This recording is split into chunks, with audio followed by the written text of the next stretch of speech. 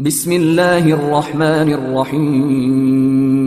وإذ قال إبراهيم رب اجعل هذا بلدا آمنا وارزق أهله من الثمرات من آمن منهم بالله واليوم الآخر قال ومن كفر فأمتعه قليلا ثم أضطره إلى عذاب النار وبئس المصير